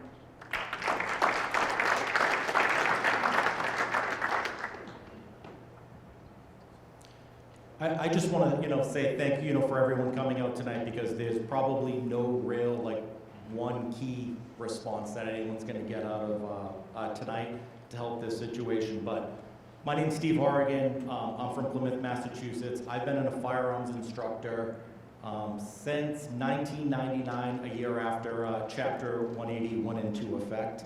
And for anyone that has a firearms license, they're probably well aware of the licensing fee changed from $25 from an indefinite FID card to a $100 fee. So the state collects millions of dollars every single year off of those licensing fees, but they don't spend a penny on firearm safety education or suicide awareness as part of collecting those fees. And a lot of that infrastructure, that money that went towards that program has now been discontinued. The Merck system with the fingerprint system, which is probably, the chief of Barnstable Sonnevan probably is very well aware of. But all of these issues that everyone's talking about today are burdened by the Second Amendment community. When it was spoken to today about suicide prevention with Hunter Education is paid for by the Commonwealth of Massachusetts, but the basic firearm safety under Chapter 180 is burdened by private instructors that actually run that course, because the Massachusetts State Police absolutely refused to do anything after that bill was changed under Chapter 180.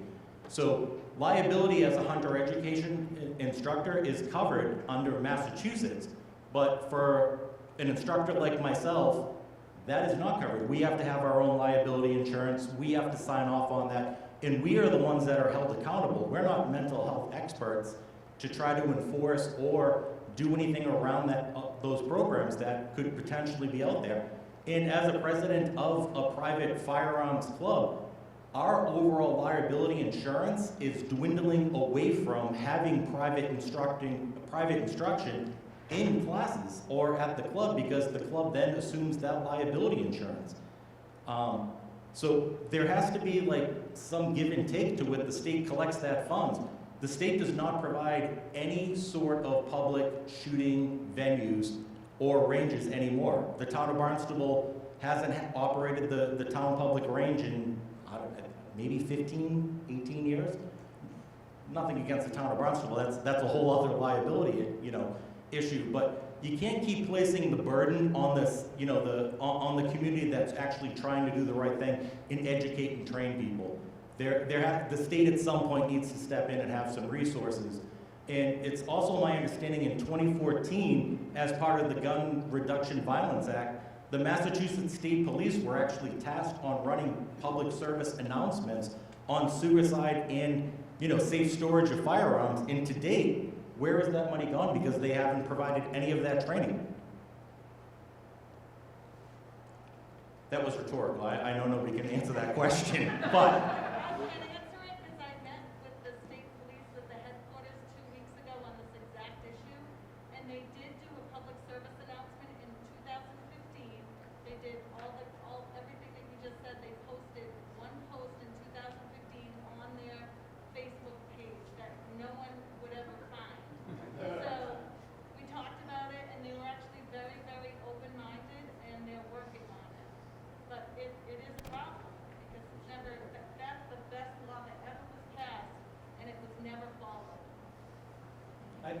I think there's a great opportunity there from a state agency to take on that responsibility, because you can't be a private individual that's just trying to make a couple extra bucks as a side hustle to educate more people to come into the sport, and then you put the burden on those people to do it.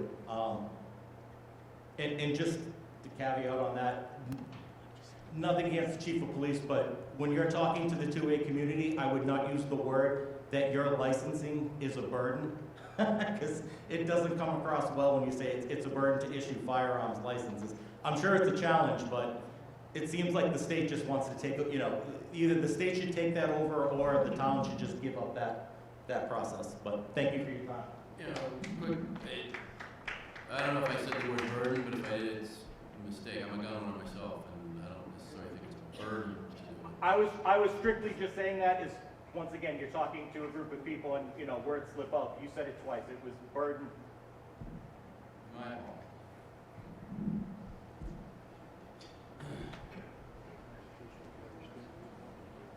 Hi, I totally agree with members of the audience who have highlighted the fact that the mental health issue is really something that you really have to put resource towards and work on. But I would also like to my question brings us back to the situation with the guns, and in particular, the chief of police mentioned the ERPO law that Massachusetts has had since 2018. Actually, Massachusetts was the first state to pass an ERPO law, that is the Extreme Risk Protection Order, also known as Red Flag Law, after Parkland. So I have two questions related to that. First of all, to Representative Day, I feel that there isn't enough awareness of the law and what it can do to help people, help to save a life of their family member.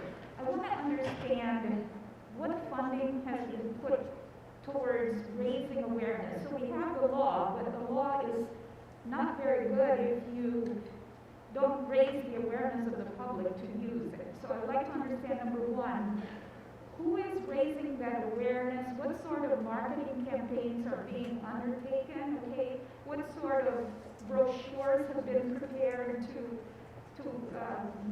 alert the public? And my second part of that question is maybe for the law enforcement representative, but also for Representative Day. This is a curiosity question on my part. Some states who have ERPO laws also have reported that there is a problem in that the administrative functions of getting a extreme risk order issued and a search done on the premises for the respondents, that there are problems of communication between the police, the local DA, the judges, and then back to the police.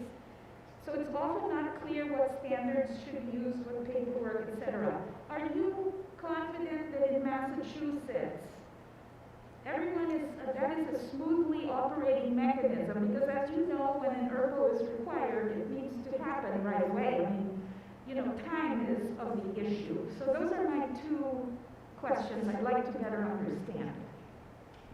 Sure. I can tell you that we share your questions to a certain extent. As part of the firearm law that instituted ERPO, which is the Extreme Risk Protection Order law, we required EOPS, the Executive Office of Public Safety and Security, to promulgate a public awareness campaign. To our knowledge, I don't think that's been done. It's one of the issues we're looking at here to see whether or not they've lived up to what we've required them to do. To the gentleman traders point earlier, same issue on that law, 2014. What has been done with public awareness and education campaigns that we required. So we know we've appropriated the money. We've asked for that awareness campaign. We've mandated that awareness campaign to be implemented. I think you hear from the chief that we've had 0 ERPOs issued in the last. That's correct. I can only speak for the local district court, the Barnstable First District Court here in my own department. We have not dealt with any. Since 2018, we've not dealt with any of those, so I can't speak to if there's any communication issues, but just like anything else in life, there are communication issues. And you get more than one agency involved in how things flow smoothly, but nothing specific to this topic.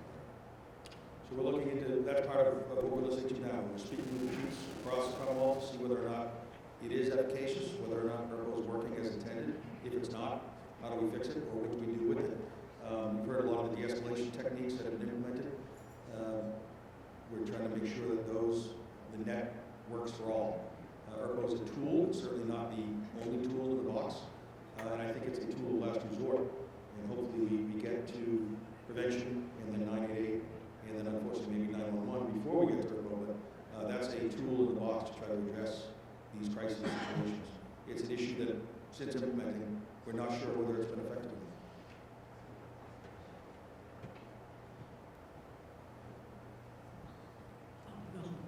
Hi, I'm Rosemary Shields. I'm with the League of Women Voters of the Cape Cod area, and we thought this was a listening tour on gun safety.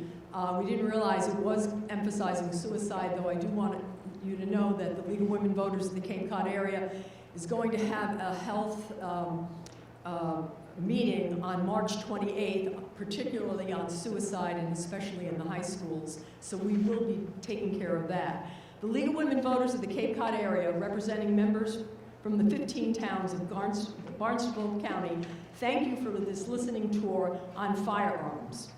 We asked that our legislators protect our state's current common sense firearm safety laws and enact further sensible regulations like promoting education on safe gun storage, banning the sale of unregistered, untraceable, 3D printed weapons and ghost guns, and gathering gun-related statistics for detailed analysis and reporting on gun crime data. We don't have any of that, and that's very, very important.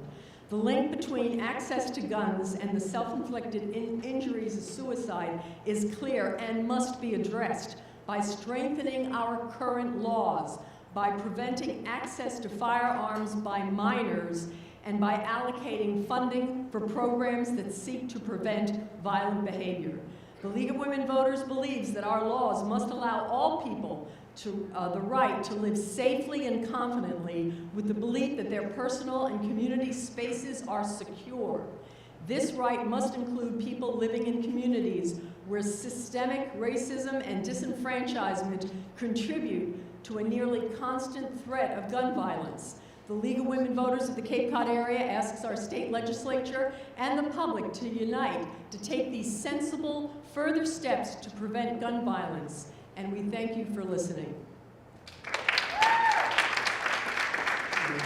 Again, organizations or individuals are more than welcome to that directly, or to email us their position statements as well as we continue on this pathway.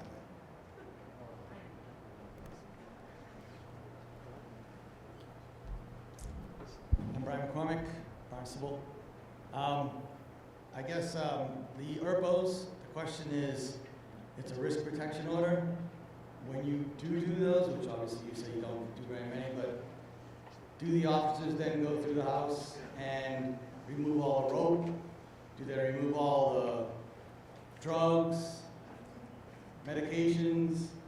Do they look for any other way that a person may or may not commit suicide? Or is it really just a gun confiscation order? Thank you.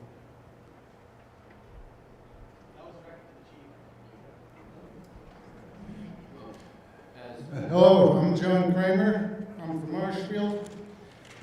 And I say it's time for Massachusetts to repeal all of its gun control laws because most of them don't make any sense. Most of them don't have anything to do with holding criminals and abusers responsible.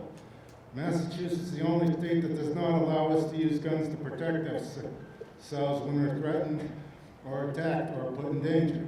It's against the law to use a gun to protect yourself in Massachusetts. Even wearing a bulletproof vest in Massachusetts is illegal.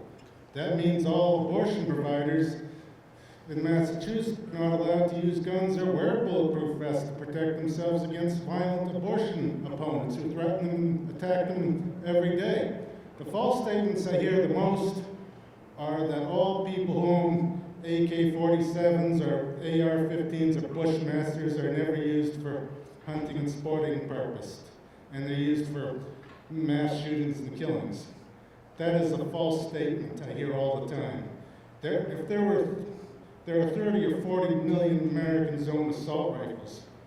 What if all of us who owned assault rifles were the 30 or 40 million people who own assault rifles used them for killing purposes or mass shootings? Tens of millions of us would be dead right now, and none of us would be having this meeting right now. Can you still fight crime without any gun control laws? Of course you can. People commit all kinds of crimes, gun-related or not, and they should be prosecuted for it, such as murder, rape, kidnapping, extortion, blackmail, slavery, armed robbery, even if the state had no gun control laws. And they can still be prosecuted for crimes with no gun control laws after all. People do a better job storing their guns as they see fit without any government supervision in their homes. Therefore, it's time for Massachusetts to repeal the Gun Control Act of 1998. Massachusetts makes it illegal for law-abiding citizens to use guns to protect themselves. Fewer gun laws doesn't mean more public safety. If Massachusetts repeals all of its gun control laws, that will reduce crime and force a lot of gun control advocates to focus on gun control laws that make sense and holding criminals more responsible for their crimes they committed instead of holding law-abiding citizens responsible. It should be about quality, not quantity. Thank you. If I can jump in real quick to go back to that one gentleman who was talking about the ERPOs, that is related to firearms. It's not, doesn't talk about medications or anything else like that. It's a risk protection. Yes. So you're not protecting them from other risks. I didn't write the legislation, you just asked the question, I was answering the question. It's just related to firearms. But I said, so wait, you don't remove the other risks from the home. Why not? Because that's not what I told you.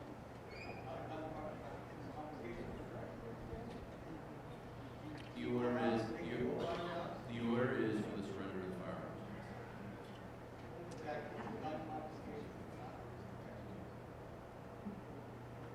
Good evening. My name is Ruth Sennegren, and I am the Executive Director of the Massachusetts Coalition to Prevent Gun Violence.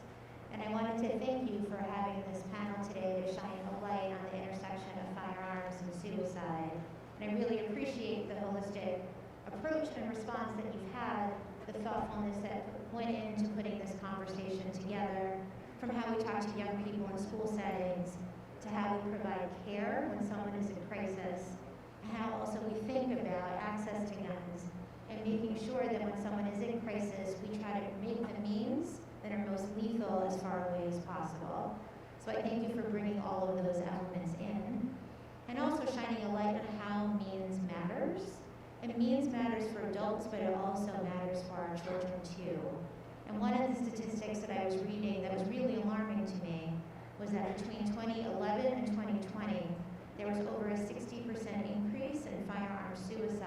with children. So, and Massachusetts is not immune to these issues either. So this is really a call to action for us to continue to have these conversations, to make sure we're speaking openly about these issues. And then we're also thinking about what this means for our youth and making sure they don't have access to guns, that we're really highlighting safe storage laws and what practices are going to make the most sense to prevent children from being able to get their hands on guns.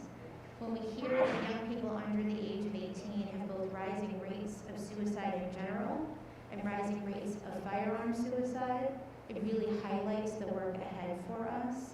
And so I really appreciate being able to have this conversation, because being able to talk about these issues openly is a big part of the work of making those statistics start to go down. So thank you.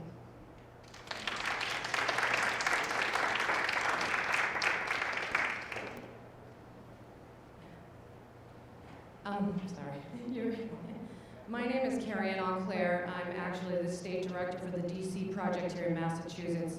I'm also the state director for Armed Women of America, and we volunteer our time monthly to educate people in the firearm industry. And we really strive ourselves on education, not legislation. And I have a few things to talk about, because I think that, and before I go further, I do have a family member that did pass away from suicide a while ago, and it's very painful.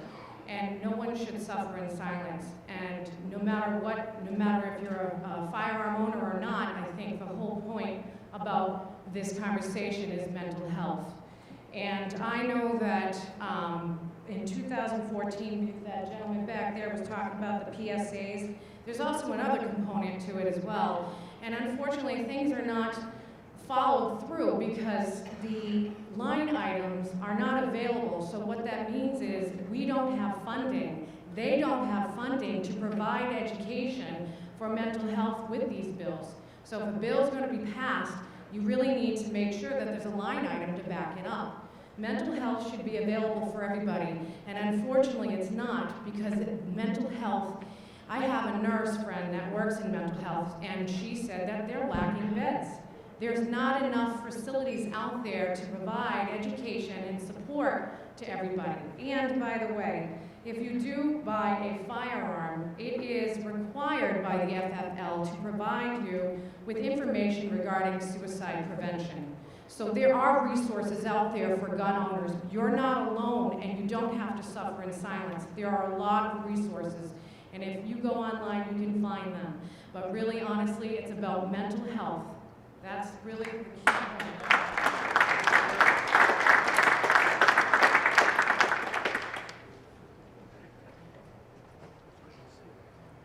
My name is Nathan Wiebe.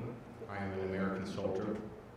I lost my career because of the punitive measures taken by the U.S. Army in response to my suicidal ideation and depression. I fought, and it was disastrous to my life to be kicked out. But I survived, by the grace of God. And thank you to all of the organizations such as the NAN Project and the Samaritans. I have not interacted with you, but you are part of those resources, and I'm very grateful for that. Mr. Day, 20%, well, 22% of suicide deaths in this Commonwealth are from firearms. The other 78% are being ignored in this meeting. Secondly, it is incredibly dishonest for you to tout how safe we are for gun deaths.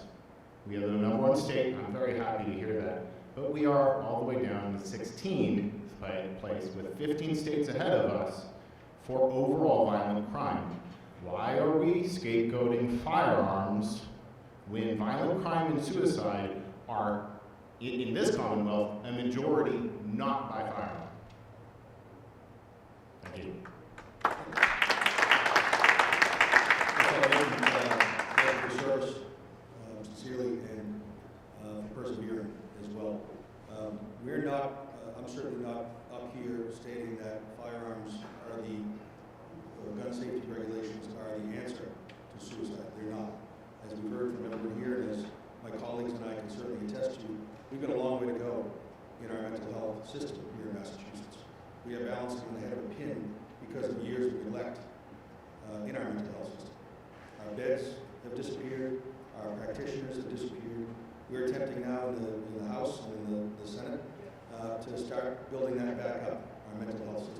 we've got a long way to go in that area. So it's not certainly anyone's position, I think I can speak for my colleagues here, that this is the only focus we have on. This is intended to start a discussion on what our firearm system, firearm regulations look like, where they're too onerous, where they're confusing, where they're contradictory, where they need to be improved. So that's why we're focusing on this mental health aspect on the firearms piece. We've got a mental health substance use and recovery committee, which is the only one of its kind in the country for the legislature to have that type of a focus on the legislative committee that is dedicated solely to those issues: substance use disorder, and mental health. We passed, I think, landmark bills in the past 3 sessions relating to mental health and start shoring up that system. We've got a long way to go. I don't think anyone up here would disagree with that contention. You've heard from folks who are involved, not just that we intentionally didn't pick folks just in the firearms area. The NAM project is involved in our schools. The Samaritans are dealing with all kinds of mental health issues. This is a mental health crisis we're facing in Massachusetts, and one we don't take lightly. Hi, I'm Ashley, and my family grew up in Dennis. And in November of 2020, I lost my little sister, Nicole, to suicide by firearm. She was 26. And I'm grateful to be here tonight. I'm grateful that, this is going on. But a couple of key takeaways that I've picked up on. One is that if it wasn't for my friend here, I would have never known that this was going to happen.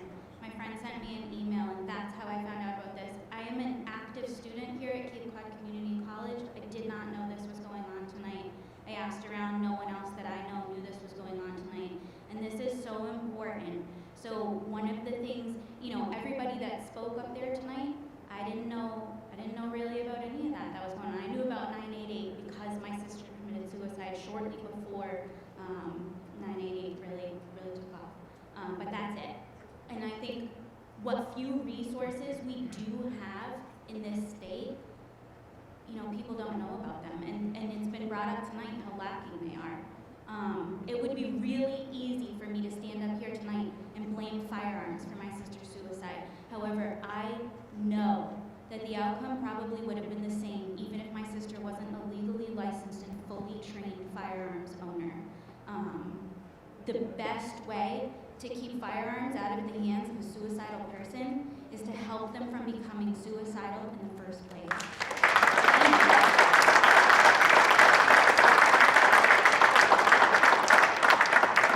The thing that I heard talked about the most tonight was to ask people if they're suicidal and to help them. But what I did not hear talked about at all tonight is what you do if they say yes. What I did hear talked about tonight is how there's a backlog of mental health availability. Someone mentioned that it takes 2 weeks to get an appointment with a professional, member of healthcare that can treat a mental health crisis or disorder. That's shameful. And from my own personal experience dealing with depression and anxiety, I can say that that's true. And 2 months is on the good side. You're lucky if you can get an appointment, find somebody that's accepting your health insurance and can see a new patient within a couple of months. That's great. And it's been mentioned that that's woefully inadequate when someone is in crisis. So my question to anyone, everyone up there, what do you do when you ask someone that question and they say yes? Thank you for bringing that up, Sue, and thank you for sharing about your sister. We don't talk about it enough. When we ask that question and that person says yes, I very often when I'm teaching a class, I tell them not to freak out, not to run away from the person, not to tell them don't feel that way. Number one thing you can do is tell them that you heard them and to thank them for sharing that with you because that's incredibly difficult. From that point, I would call 988 and talk to somebody who actually can do further assessment on that individual. I'd also call the behavioral health helpline number, and I wish I had that memorized, but it's too new for me to know that number, and have somebody, a clinician, on the phone to be able to talk to. Those are the 2 things that I would do first. I mean, obviously, if you are If they have that means, as Karen described, they have the intent, the means, and they have that desire and that time frame, you might need to go to an emergency room. But I would try 988 and the Behavioral Health Helpline first, because we really want to try to help people before they have to go into a hospital and sit there for hours. And I've been there. I have sat there for hours with my own child who is suicidal, so I know what that is like. But please, when they say yes, do not, it's going to be hard, but try not to freak out. Let them know that you're there. Hold their hand. And my ask is just that whatever we can do to get this message about resources out into our community. I know there are people that are suffering out there and have no idea that 988 exists, that the NAN program exists, that they can reach out to the police department for help, and that the police department has training, and they aren't just going to send the SWAT team. I don't know that people know that. It's been nice for me to come here and get this education tonight, but I think we need to get this information into the hands of people that desperately need it. So thank you.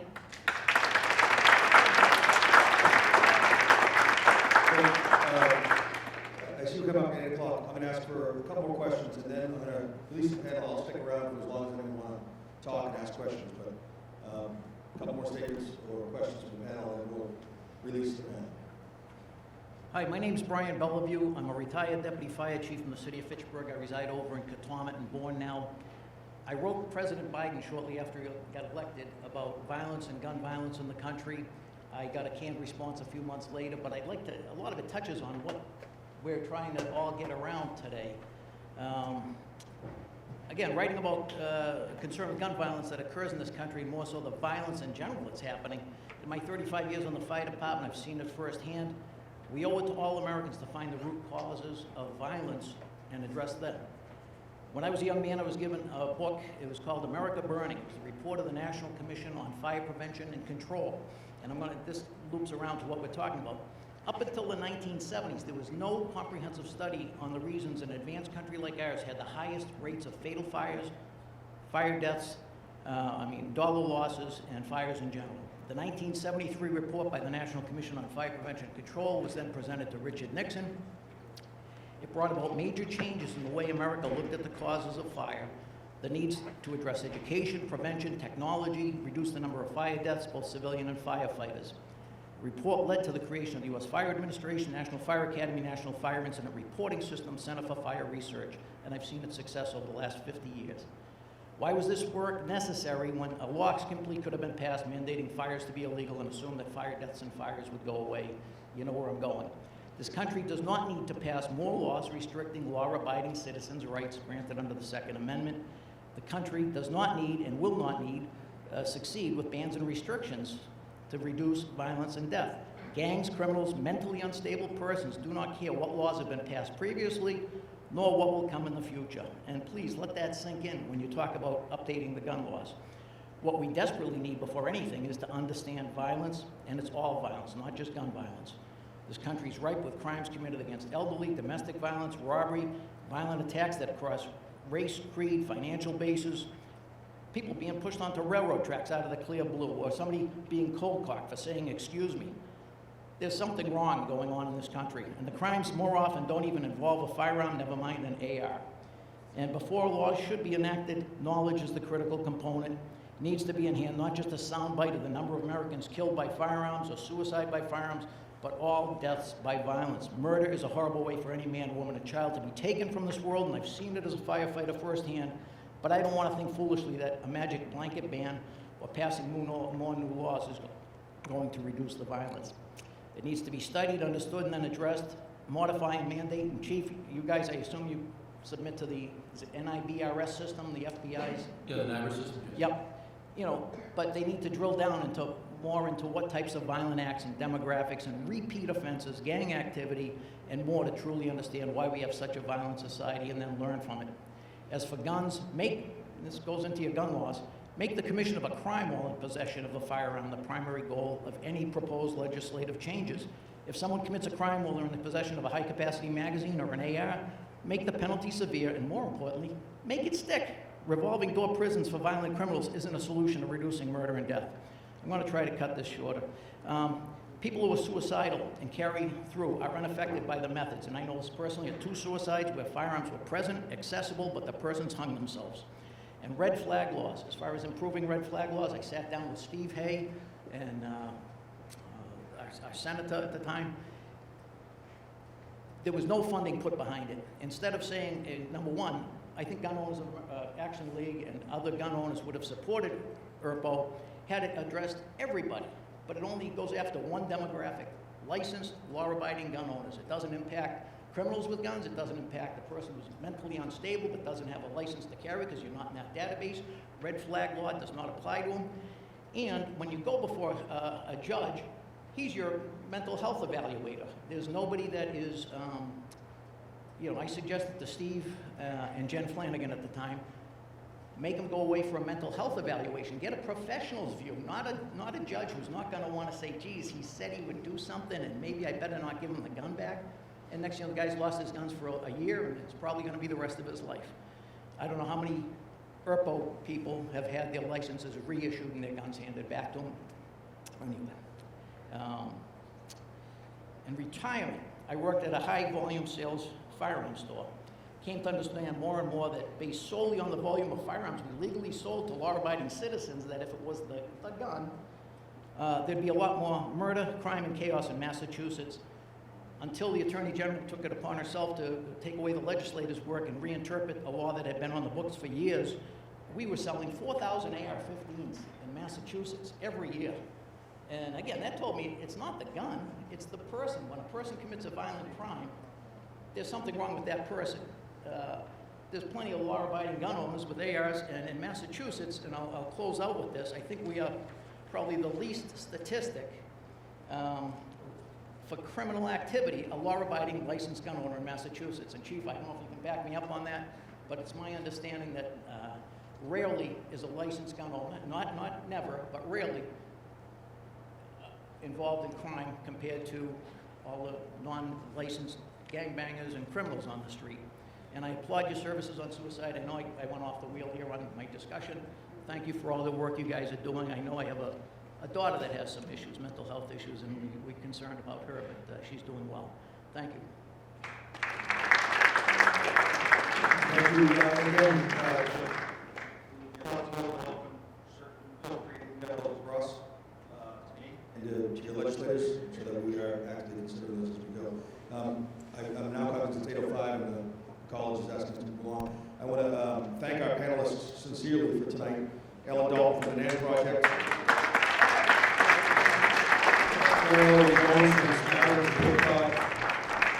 Chief Sonner from National Police, and Kelly Cunningham from the Department of Public Health. Thank you all for your participation and your thoughtful remarks as well. As we said, this is the beginning of a discussion and a process in the legislature. Please do reach out to us directly. Thank you all.